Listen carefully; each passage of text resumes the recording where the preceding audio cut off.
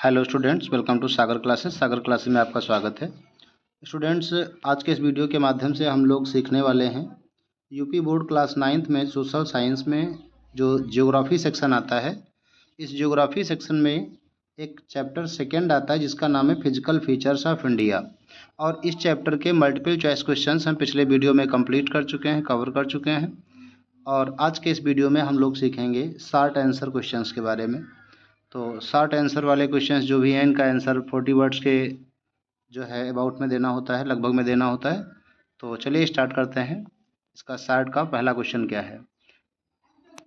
तो first question, what are the 6 major physiographic divisions of India. Bharat को जो division किया गया, बांटा गया, कैसे? फिजियोग्राफिक, भौगोलिक दृष्टि से, भौतिक दृष्टि से। तो इसके 6 मेजर फिजियोग्राफिक डिवीजन्स कौन कौन से हैं। तो पहला देखिए क्या है answer. India has 6 major physiographic divisions. Bharat को मुख्यतः 6 भौतिक या भौगोलिक भागों में बांटा गया है। पहला क्या देखिए, द हिमालयन माउंटेन्स, ये पहला है। दूसरा है द नॉर्दर्न प्लेन्स, उत्तरी मैदान, ये है हिमालय के जो पर्वत हैं वो भाग हो गया, ये उत्तरी मैदानों का भाग हो गया। और द पेनिनसुलर प्लेट्यूज, जो प्रायद्वीपीय टापू हैं। और जो इंडियन डेजर्ट है, भारतीय रेगिस्तान है। द कोस्टल प्लेन्स, जो तटीय मैदान है। एंड द आइसलैंड्स, और जो आइलैंड हैं, ठीक है, उन द्वीपों के बारे में भी यहाँ पर बात की गई है, यानी द्वीपों में भी भारत को बांटा गया है। Such divisions has distinct landforms, और ईच डिवीजन, हर विभाजन का क्या है, हैज़ डिस्टिंक्ट लैंड फॉर्म, इनकी अलग अलग लैंड फॉर्म है, यानी भूमि का निर्माण हुआ है। और क्लाइमेट है अलग अलग, जलवायु। एंड नेचुरल रिसोर्सेज, और यहाँ के जो नेचुरल रिसोर्सेज हैं वो भी अलग अलग हैं। That influence the countries economy and life style, जो कंट्री की इकोनॉमी को और उसकी लाइफ स्टाइल को प्रभावित करते हैं, ठीक है। तो चलिए, ये फर्स्ट क्वेश्चन कंप्लीट है। सेकेंड क्वेश्चन की ओर बढ़ते हैं। सेकेंड क्वेश्चन क्या है, why are the Himalayas important for India. Himalaya पर्वत भारत के लिए क्यों इम्पॉर्टेंट है। तो इसका आंसर समझ लेते हैं कि हिमालय पर्वत भारत के लिए क्यों इम्पॉर्टेंट है। तो the Himalayas protect India from cold winds coming from the central Asia, यानी जो सेंट्रल एशिया से, मध्य एशिया से जो कोल्ड विंड्स आती हैं, ठंडी हवाएं, ठीक है, उनको भारत आने से रोक लेता है। कौन? हिमालय। यानी भारत में ठंडी हवाओं को आने से हिमालय पर्वत रोक लेता है। और ये ठंडी हवाएं कहाँ से आती हैं? सेंट्रल एशिया से, जो क्या करते हैं, इन्फ्लुएंस द मानसून, और इससे क्या होता है, मानसून पे प्रभाव पड़ता है।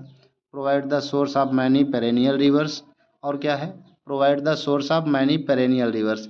ये जो हिमालय पर्वत है ये क्या प्रोवाइड कराता है, क्या देता है, तो सोर्स मतलब स्रोत, किसका, मैनी पेरेनियल रिवर्स। पेरेनियल का होता है जो सदाबहार नदियाँ होती हैं उनको पेरेनियल रिवर्स कहते हैं, जिनमें पूरे साल पानी भरा रहता है। सपोर्ट रिच बायोडाइवर्सिटी, और ये विशाल जैव विविधता को भी सपोर्ट करता है, नहीं सहारा देता है। And play an important role in agriculture, और ये हिमालय पर्वत एग्रीकल्चर में भी महत्वपूर्ण भूमिका निभाता है। टूरिज्म, यानी टूरिज्म जो होता है पर्यटन, उसमें भी अपनी अच्छी भूमिका निभाता है। And hydro electric power generation, और हाइड्रो इलेक्ट्रिक विद्युत का उत्पादन भी होता है। नेक्स्ट क्वेश्चन नंबर थर्ड की बात करते हैं। तो थर्ड क्वेश्चन क्या है, what are the 3 parallel range of the Himalayas. Himalaya की 3 पैरेलल रेंज, समानांतर पर्वत श्रेणियाँ कौन सी हैं। तो आंसर क्या देखिए, the Himalayas consist of 3 parallel range.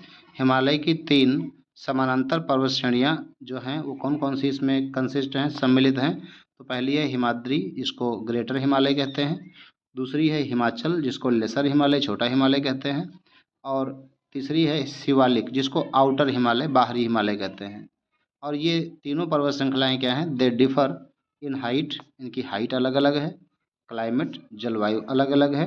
And geological characteristics, और इनकी भूगर्भीय जो विशेषताएं हैं वो भी अलग अलग हैं, ठीक है।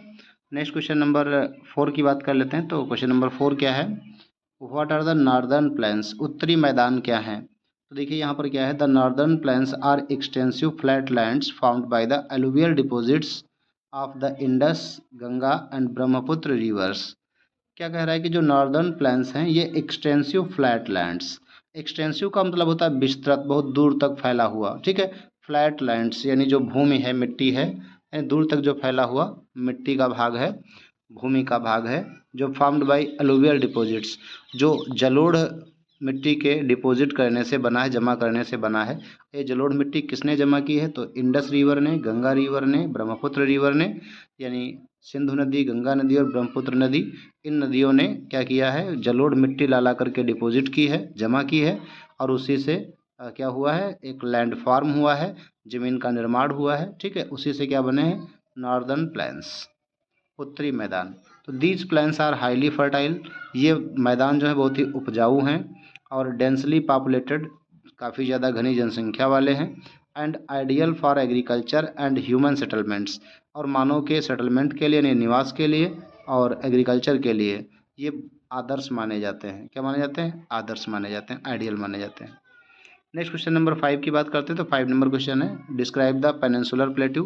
प्रायद्वीपीय टापू क्या होता है? पेनिनसुलर प्लेट्यू क्या होता है? तो इसका आंसर क्या देखिए, the peninsular plateau is the oldest and the most stable land mass of India. जो पेनिनसुलर प्लेट्यू है ये सबसे ओल्डेस्ट यानी पुरानी से पुराना, सबसे पुराना, और मोस्ट स्टेबल सबसे स्थायी landmass of India, Bharat का भूमि का भाग है। It is mainly composed of hard igneous and metamorphic rocks. इसको किसके द्वारा कंपोज किया गया, बनाया गया है? तो कुछ आग्नेय चट्टानों के द्वारा और कुछ मेटामॉर्फिक चट्टानों के द्वारा इसका निर्माण हुआ है। हैज़ अ ट्रायंगुलर शेप, इसका जो आकार है वो ट्रायंगुलर है, यानी इसको त्रिभुज के जैसा बोलते हैं। And is rich in minerals, और यहाँ पर काफ़ी संख्या में मिनरल्स पाए जाते हैं, यानी एक मिनरल्स में काफ़ी ये धनी ही कह लीजिए।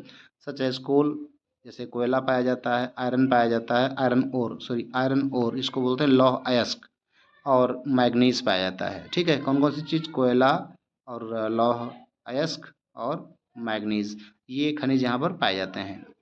नेक्स्ट क्वेश्चन नंबर 6 की बात करते हैं। तो क्वेश्चन नंबर 6 क्या है? What are the main features of the Indian desert. Indian desert यानी भारतीय रेगिस्तान जो है उसकी विशेषताएं क्या हैं? तो the Indian desert also known as the Thar desert, जो भारतीय रेगिस्तान है इसको थार का मरुस्थल कहा जाता है, यानी थार का रेगिस्तान कहा जाता है। और लाइज मेनली इन राजस्थान, जो मुख्यतः कहाँ पे है? राजस्थान में है। और it receives very little rainfall, यहाँ पर वर्षा बहुत कम होती है। और हैज सैंडी प्लेन्स, यहाँ के जो मैदान है वो कैसे हैं? सैंड वाले, बालू वाले हैं। एंड सैंड दून्स, और यहीं पे बालू के बहुत बड़े बड़े दून्स, यानी दून्स का हम लोग टीले पाए जाते हैं। और स्पेयर्स वेजिटेशन, यहाँ पे जो वेजिटेशन है, वनस्पतियाँ बहुत कम पाई जाती हैं। एंड एक्सपीरियंसेस एक्सट्रीम टेम्परेचर, और यहाँ पर सबसे ज़्यादा टेम्परेचर रहता है थ्रू आउट द ईयर, पूरा साल यहाँ पर टेम्परेचर सबसे ज़्यादा रहता है, तापमान सबसे ज़्यादा रहता है। नेक्स्ट क्वेश्चन नंबर 7 की बात करते हैं। तो differentiate between eastern and western coastal planes. जो कोस्टल प्लेन्स होते हैं, तटीय मैदान, ठीक है, जो तट के किनारे वाले मैदान होते हैं, तो ईस्ट के और वेस्ट के, ये दोनों के पूछा है। तो ईस्टर्न और वेस्टर्न कोस्टल प्लेन्स को आपको क्या करना है? डिफरेंस बताना है दोनों के बीच में। तो देखिए आंसर क्या है, द वेस्टर्न कोस्टल प्लेन्स, जो पश्चिमी तटीय मैदान हैं, आर नैरो, ये काफ़ी पतले हैं, नैरो हैं, सकरे जिनको बोलते हैं। And lie between the western Ghats, जो किसके बीच में फैले हुए हैं? तो ये वेस्टर्न घाट के बीच में एंड अरेबियन सी और अरब सागर के बीच में फैले हुए हैं। और जो ईस्टर्न कोस्टल प्लेन्स हैं ये काफ़ी वाइडर होते हैं, अधिक चौड़े होते हैं। और ये लाइज बिटवीन, ये किसके बीच में फैले हुए हैं? तो ये ईस्टर्न घाट्स यानी पूर्वी घाटों के बीच में, एंड बे ऑफ बंगाल, और बंगाल की खाड़ी के बीच में। And contain large river deltas, और ये बड़ी नदियों के डेल्टा बनाते हैं। क्या बनाते हैं? कंटेन लार्ज रिवर डेल्टाज, यानी बड़े बड़े नदियों के डेल्टा ये बनाते हैं। कौन? ये कोस्टल प्लेन्स क्या बनाते हैं? बड़े बड़े नदियों के डेल्टा। नेक्स्ट क्वेश्चन नंबर 8 की बात करते हैं। तो क्वेश्चन नंबर 8 क्या है? Name two major island groups of India. Bharat के किन्हीं दो बड़े आइलैंड ग्रुप्स के नाम बताने हैं। तो India has two major island groups, भारत में दो मुख्य आइलैंड ग्रुप्स हैं। एक तो Lakshadweep island in the Arabian sea, जो अरब सागर में पड़ता है, लक्षद्वीप टापू। And the Andaman Nicobar islands, एक तो अंडमान निकोबार आइलैंड है, ये कहाँ पड़ता है? In the Bay of Bengal, Bengal की खाड़ी में। और these islands are important for tourism, और ये सारे आइलैंड कैसे हैं? टूरिज्म के लिए, पर्यटन के लिए बहुत महत्वपूर्ण हैं। बायोडाइवर्सिटी, जैव विविधता के लिए भी, इम्पॉर्टेंट है, एंड इंडियाज़ मैरीटाइम सिक्योरिटी, और भारत की सुरक्षा के लिए भी ये क्या है, इम्पॉर्टेंट है। ठीक है, तो नेक्स्ट बढ़ते हैं।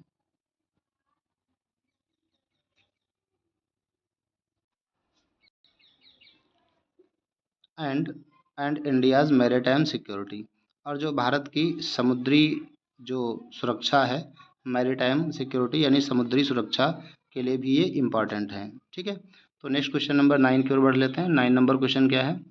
9 नंबर क्वेश्चन कहता है, why is the northern plain called the food bowl of India? Bharat का भोजन का कटोरा, फूड बाउल, नॉर्दर्न प्लेन्स को क्यों कहा जाता है? तो आंसर क्या देखिए, the northern plain is called the food bowl of India. उत्तरी मैदान को भारत का भोजन का कटोरा कहा जाता है क्योंकि इट्स फर्टाइल एलुवियल सॉइल, इसकी जो फर्टाइल एलुवियल सॉइल है यानी इसकी जलोढ़ मिट्टी जो काफ़ी उपजाऊ है, ये एडिक्वेट वाटर सप्लाई, इसमें पर्याप्त मात्रा में वाटर की सप्लाई होती रहती, जल की आपूर्ति होती रहती है, एंड फेवरेबल क्लाइमेट, और इसकी जो क्लाइमेट होती है, जलवायु होती है, ये काफ़ी फेवरेबल होती है, वांछनीय होती है, जो support the large scale cultivation, जिसको क्या करता है, जो support the large scale cultivation, जो बड़े पैमाने पर खेती को सपोर्ट करती है, एग्रीकल्चर को या कल्टीवेशन को सपोर्ट करती है। किसका कल्टीवेशन? तो cultivation of crops such as wheat, rice, sugar cane and pulses, यानी जो गेहूं है, चावल है, गन्ना है, दालें हैं, है ना, इनकी जो खेती होती है, यानी फसलों को इनकी कल्टीवेशन के लिए बड़े पैमाने पर सपोर्ट करती है। ठीक है, कौन सपोर्ट करता है? तो ये जो नॉर्दर्न प्लेन्स हैं, उत्तरी मैदान, ये सपोर्ट करते हैं। ठीक है, नेक्स्ट क्वेश्चन नंबर 10 की बात करते हैं। तो क्वेश्चन नंबर 10 क्या है? Why is the peninsular plateau rich in mineral resources?